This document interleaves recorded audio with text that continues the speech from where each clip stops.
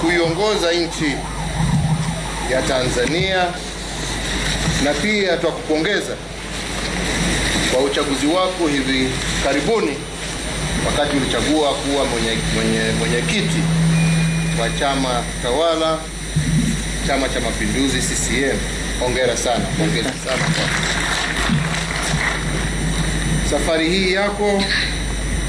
Inatupatia nafasi ya kurenew bilateral relations zetu, na sisi kwa upande wetu tunataka tukuhakikishie ya kwamba taifa la Kenya na serikali yangu itakuwa wa mstari wa mbele kufanya pamoja nawe na serikali yako kuhakikisha ya kwamba umoja wetu, haswa umoja wetu kama mataifa ya Afrika Mashariki, umoja wetu kama nchi jirani utaendelea kuimarika na uwe uhusiano wa kudumu na ambao utakuwa wa manufaa kwa wananchi wa nchi zote mbili. Leo hii tumepata nafasi ya kuongea pamoja na Mheshimiwa Rais mambo ambayo yanahusu nchi zetu mbili, nchi ambazo zimeunganishwa sio tu kwa kijiografia, lakini kwa culture common ambaye tuko naye. Tumeunganishwa pia kwa lugha, tumeunganishwa pia kwa heritage ya nchi zetu mbili ambazo zote ni share, pamoja na kinship ile ambayo tuko naye kati yetu, ambaye imeanza kutoka enzi za babu zetu.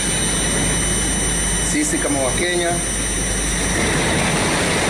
washikilia nchi ya Tanzania sio tu kama nchi jirani, lakini kama nchi ndugu. Ndipo wakati nilimkaribisha mara ya kwanza Rais Suluhu Hassan, nilimkaribisha kwa kumwambia karibu nyumbani, kwa sababu hapo nyumbani.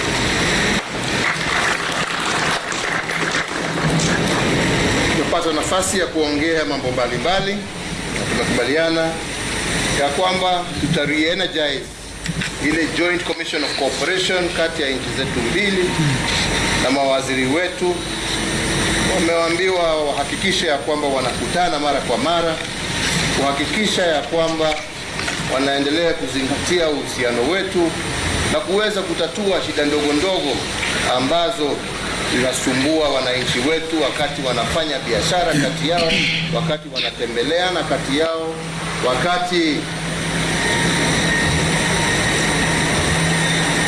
wawekezaji wanakuja aidha kutoka Tanzania ama kutoka Kenya, kuhakikisha ya kwamba tumerahisisha mambo yote ya kibiashara, ya kiuchumi, ya kiculture, ambayo itatusaidia kujenga taifa letu la Kenya na taifa letu la Tanzania kwa njia ambayo itakuwa ya manufaa kwetu sisi wote. Tumekubaliana pia ya kwamba mambo ya mawasiliano tutaendelea kuona vile tutayaimarisha, kutoka safari za ndege, safari za reli, safari za kupitia baharini na kule upande ya kanda ya ziwa, safari za barabara, na pia tukasema tutaweka haswa importance ya kuharakisha barabara ya kutoka upande ya Malindi kuelekea Lungalunga mpaka tufike Bagamoyo. Pia tukasema ya kwamba tutafurahia sana tukiona tukiweza tena kuanzisha safari zetu zile zilikuwa zipo kule Lake Victoria, wakati wananchi na mizigo ilikuwa inatembea kutoka upande ya Jinja kuja Kisumu kuelekea kule Mwanza na Bukoba, na ikarahisisha wakati huo mwenendo wa wananchi wetu na kuzalisha pia biashara kati ya wananchi wetu. Kwa hivyo tumepata nafasi ya kuongea mambo mengi ya muhimu. Pia mambo ya usalama wa nchi zetu na wananchi wetu, na vile tutasaidiana kuhakikisha kwamba tuko na usalama kati yetu, kati ya wananchi wetu, haswa tukielekeza mambo ya kupigana na ugaidi katika sehemu hii. Tumekubaliana pia ya kwamba tumeweka mikataba haswa ya mambo kuhusu kujenga pipeline ya gas kutoka Dar es Salaam mpaka Mombasa, na hiyo itarahisisha bei ya stima katika nchi yetu na itasaidia pia kuhakikisha ya kwamba industry zetu zinaweza kupata pia stima na energy ambayo ni environmentally friendly katika taifa letu la Kenya. Tumesema pia ya kwamba tuko na mkataba mwingine ambao tumeweka kidole wa kuhakikisha ya kwamba tumeimarisha uhusiano wetu kwa mambo ya culture, social integration, national heritage ambayo inaleta wananchi wetu pamoja hata zaidi, na mambo mengine mengi kuhusu mambo ya utalii, mambo ya aviation na mambo mengi ambayo tumeweza kuongea.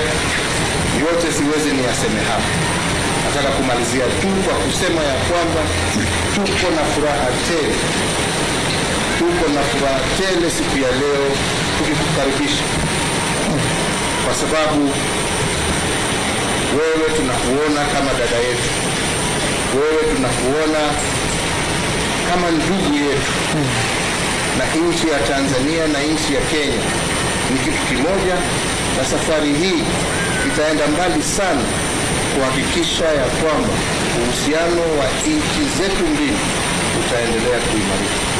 Kwangu mimi nikupatie ahadi yangu ya kwamba tutaendelea kufanya kazi hapa kwa hapa mpaka tutimize malengo yale wananchi wa mataifa letu walitupatia: uhusiano mwema, ujirani mwema, uchumi mwema kwa wananchi wa Kenya na Tanzania na kwa Afrika Mashariki. Kwa hayo machache, Rais Hassan, nasema karibu Kenya. Asante. Karibu nyumbani. Asante sana. Na natarajia hivi karibuni kuweza kutimiza mwaliko wako pia wa kutembelea nchi ya Tanzania ili tuendelee kuimarisha uhusiano huu. Kwa hayo machache nasema karibu sana. Asante sana Mheshimiwa Rais.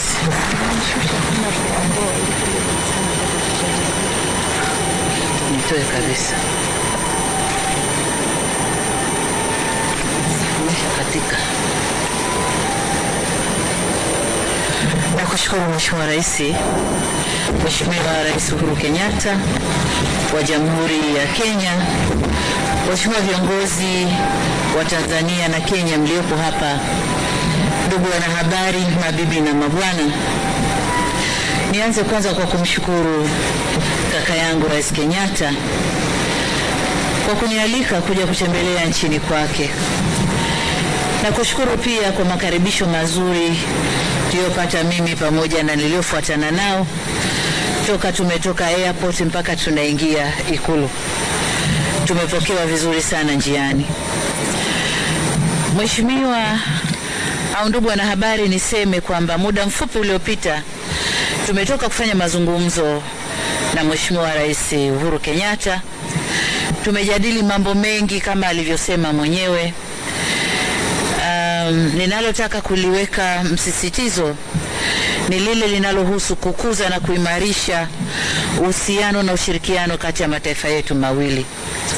Na hili ndilo jambo la msingi kama alivyosema. Tanzania na Kenya sio tu majirani, lakini ujirani wenyewe ni wa kindugu. Alisema pia kwamba ukiangalia mipaka inayozunguka Kenya, mpaka wao na Tanzania ndio mkubwa kuliko mipaka ya nchi nyingine zote. Lakini kwenye mpaka huo wale wanaoishi mipakani wako Tanzania, wako Kenya, nao wote ni ndugu. Kwa hiyo uhusiano wetu ni wa kindugu. Kama mnavyofahamu, nchi zetu mbili sio tu majirani, kama nilivyosema, ni marafiki na ndugu, na kutokana na urafiki tulionao tumewezesha kukuza ushirikiano wa kiuchumi. Kwa mfano, wakati wa mazungumzo yetu nimemwarifu kaka yangu Rais Kenyatta kuwa Kenya inashika nafasi ya 5 kwa uwekezaji ndani ya nchi ya Tanzania, ikitanguliwa na mataifa mengi kutoka nje, lakini ndani ya Jumuiya ya Afrika Mashariki Kenya ni ya kwanza na kiulimwengu inashika nafasi ya 5, ambapo imewekeza miradi 513 yenye thamani ya dola za Kimarekani 1.7 bilioni, ambayo imetoa ajira zipatazo 51,000 za Watanzania. Aidha, zipo kampuni 30 za Tanzania ambazo zimewekeza mtaji ndani ya Kenya wenye thamani ya shilingi za Kenya bilioni 19,330 na kutoa ajira kwa watu 2,600 na kama 40 hivi. Lakini nikaweka ahadi kwamba Tanzania sasa tutakuja kwa nguvu yote Kenya kuja kuwekeza ili kukuza ile ujazo wa biashara au volume of trade. Lakini mbali na uwekezaji, nchi zetu mbili pia ni wadau wakubwa wa biashara, ambapo kwenye miaka 5 iliyopita wastani wa biashara kati ya Tanzania na Kenya ni trilioni 1 shilingi za Kitanzania au dola za Kimarekani milioni 450, ambayo bado sio kubwa na tumeweka ahadi kuikuza. Hivyo basi, wakati wa mazungumzo yetu tumekubaliana kuhusu namna ya kukuza biashara na uwekezaji kati yetu.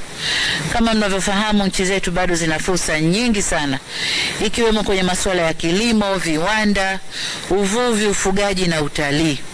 Tuna fursa kubwa sana, Mungu ametupendelea. Sasa tunakwenda kuzitumia fursa hizi kukuza biashara kati yetu, lakini kati yetu na mataifa ya nje. Lakini kwa lengo la kukuza biashara pia na uwekezaji kati yetu, tumekubaliana kuendelea kushughulikia baadhi ya changamoto, hususan vikwazo visivyo vya kodi ambavyo vinatokea katika mipaka yetu.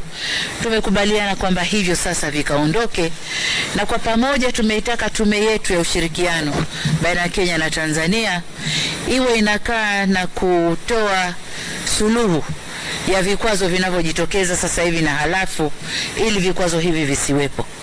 Lakini jengine aliloliongeza Mheshimiwa Rais, na mimi nakubaliana nalo, ni kwa waziri wetu wa afya kukaa na kuangalia kurahisisha mfumo wa kuingia na kuchekiwa kwenye mambo haya yaliyoingia ya COVID au corona.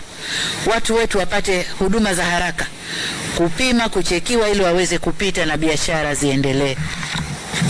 Ndugu zangu wanahabari, mbali na ushirikiano wa kibiashara na uwekezaji kwenye mazungumzo yetu na Mheshimiwa Rais Kenyatta, tumejadiliana pia kuhusu namna ya kutekeleza miradi yetu ya kimkakati, miradi inayohisi usafiri na usafirishaji wa watu na bidhaa, lakini pia jinsi ya kupata nishati, umeme au gesi kutoka upande mmoja kwenda upande mwingine.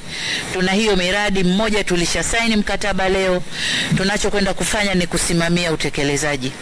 Lakini pia kuna mmoja ambao unaendelea, mazungumzo yako karibu kumalizika. Nitumie lugha ya Mheshimiwa Rais, tutaweka kidole hivi karibuni, lakini pia na mwingine tuko kwenye mazungumzo kumaliza. Tumegusia pia swala la ujenzi wa bomba la kusafirishia gesi kutoka Dar es Salaam hadi Mombasa. Huu ni mradi wa muda mrefu. Tunashukuru leo tumeweka kidole na kilichobaki ni utekelezaji, tutakwenda kusimamia. Masuala mengine ni masuala ya kawaida ambayo tumezungumza, na tumejadiliana kuhusu masuala ya ushirikiano kimataifa, hususan namna ya kuimarisha jumuiya yetu ya Afrika Mashariki, ikiwemo kuzihimiza nchi wanachama kulipa michango yake. Hili nalo ni jambo ambalo tulipe michango ili jumuiya iweze kusimama vizuri. Lakini pia kuna masuala mengine ya mipakani ameyazungumza, na masuala mengine madogo madogo ambayo tume zetu zitakwenda kukaa na kuyafanyia kazi. Mwisho ni kwa taarifa yenu waandishi wa habari kwamba mwaka huu ifikapo mwezi wa 12 Disemba, Tanzania tunatimiza miaka 60 ya uhuru wetu, na hivyo nimetoa mwaliko rasmi kwa Rais Uhuru Kenyatta awe mgeni rasmi katika maadhimisho yale ya miaka 60 ya uhuru wetu. Kwa hiyo hayo ndiyo ambayo mpaka sasa hivi tumezungumza na kakangu, na kweli nataka niseme mimi na ujumbe wangu tunajisi tuko nyumbani. Asante. Asanteni sana. Asante sana. Asanteni sana. Kwa sasa kikao hicho kimemalizika, kwa hivyo tutaweza kuondoka kwa hiari yetu baada ya marais kuondoka. Haya.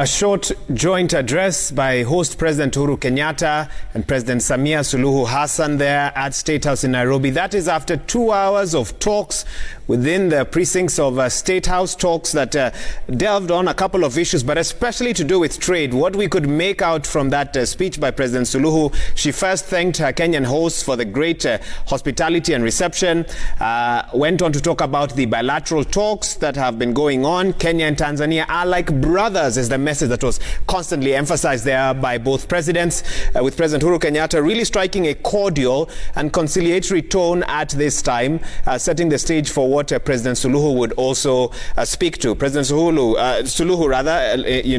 reminding Kenyans once again that Kenya is the 5th largest investor in Tanzania globally and the first in the region, or the largest in the region. There are about 31 Tanzanian companies in Kenya, and that's expected to grow in line with these sort of new relations. Also speaking towards the coronavirus situation around the world, stating that the COVID protocols will be streamlined to ensure that Kenyans and Tanzanians can trade easily, and the health ministers of both countries have been tasked to work on this to ensure that goods, people, labor flows easily, even with the COVID protocols that are in place because of the pandemic. President Suluhu also extending an invitation to President Uhuru Kenyatta to attend the 60th independence celebrations, stating that that is where Tanzania will sort of reciprocate the hospitality that the team that arrived in the country today, led by President Suluhu, has received.